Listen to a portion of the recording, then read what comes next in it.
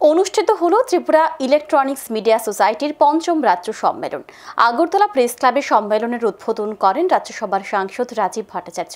সম্মেলন শেষে Tripura electronics media সোসাইটির পুরাতন কমিটি ভেঙে দিয়ে গঠন করা হয় নতুন কমিটি। নতুন কমিটির সভাপতি ও সম্পাদক হয়েছেন যথাক্রমে প্রণব সরকার ও সৌরজিৎ পাল। রবিবার আগরতলা প্রেস ক্লাবে ত্রিপুরা ইলেকট্রনিক্স মিডিয়া সোসাইটির পঞ্চম রাজ্য সম্মেলন অনুষ্ঠিত হয়। দুটি পর্বে এই সম্মেলন অনুষ্ঠিত হয়। এদিন প্রথম পর্বে প্রদীপ প্রজ্বলন করে সম্মেলনের উদ্বোধন করেন রাজ্যসভার সাংসদ রাজীব ভট্টাচার্য। সাথে উপস্থিত ছিলেন আগরতলা পুর নিগমের মেয়র তথা বিধায়ক দীপক মজুমদার, বিশিষ্ট সাংবাদিক সানিথ দেবরায়, ত্রিপুরা ইলেকট্রনিক্স মিডিয়া সোসাইটির উপদেষ্টা মণ্ডলীর সদস্য প্রণব সরকার, জয়ন্ত ভট্টাচার্য, ত্রিপুরা ইলেকট্রনিক্স মিডিয়া সোসাইটির সম্পাদক সহ অন্যান্যরা।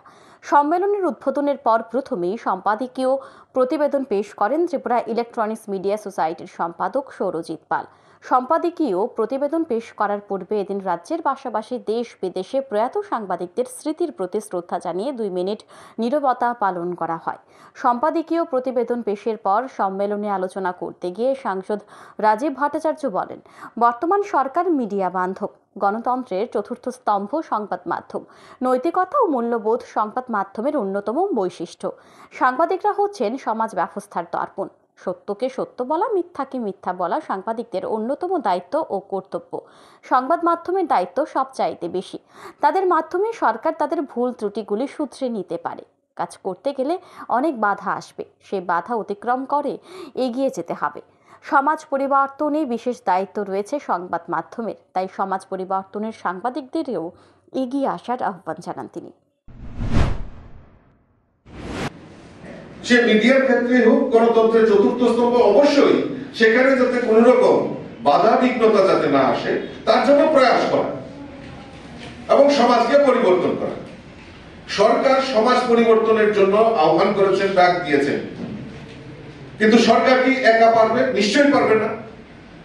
এই সমাজকে পরিবর্তনের জন্য সমাজের সমস্ত মানুষকে জাগ্রত করতে হবে। আর এই জাগ্রত করার কাজটা কে করবে? নিশ্চয়ই মিডিয়া। কাজেই এই মিডিয়ার যে গুরুত্ব, এই অপরিসীম যে গুরুত্ব, সেই গুরুত্বটাকে আমাদেরকে সবার বুঝতে হবে। অপরদিকে বিধায়ক দীপক মজুমদার বলেন, বর্তমান সময়ে ইলেকট্রনিক মিডিয়ার যথেষ্ট গুরুত্ব বৃদ্ধি পেয়েছে। তবে কোনো রাজনৈতিক ব্যক্তি অপছন্দের হলে নিজের বক্তব্য সংবাদ হিসেবে পরিবেশন করা সঠিক নয়।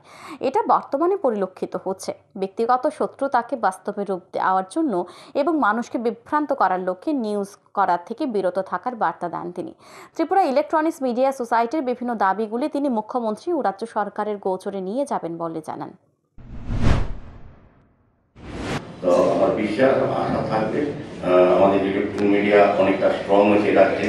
আমাদের সরকার মিডিয়া বান্ধব সরকার, আমাদের রাজ্যের মাননীয় মুখ্যমন্ত্রী প্রফেসর ডক্টর মানিক সাহার সরকার সবসময় চাইছেন গণতান্ত্রিক ব্যবস্থাকে আরো সুদৃঢ় করার ক্ষেত্রে মিডিয়াকে আরো বেশি এগিয়ে নিয়ে যাওয়া। মিডিয়া যতটা আসবেন, সরকার সবসময় ভালো কাজ করেন তাও না, সরকার অনেক কাজ করেন, সরকারের সঙ্গে যারা সহযোগী তারা হয়তো এটা অন্যভাবে পরিচালিত করেন। সেক্ষেত্রে সরকারের কাছে পৌঁছে দেওয়ার কাজ মিডিয়া। এদিন সম্মেলনের দ্বিতীয় পর্বে বিভিন্ন জেলা ও মহকুমা স্তর থেকে আগত প্রতিনিধিরা তাদের মতামত তুলে ধরেন।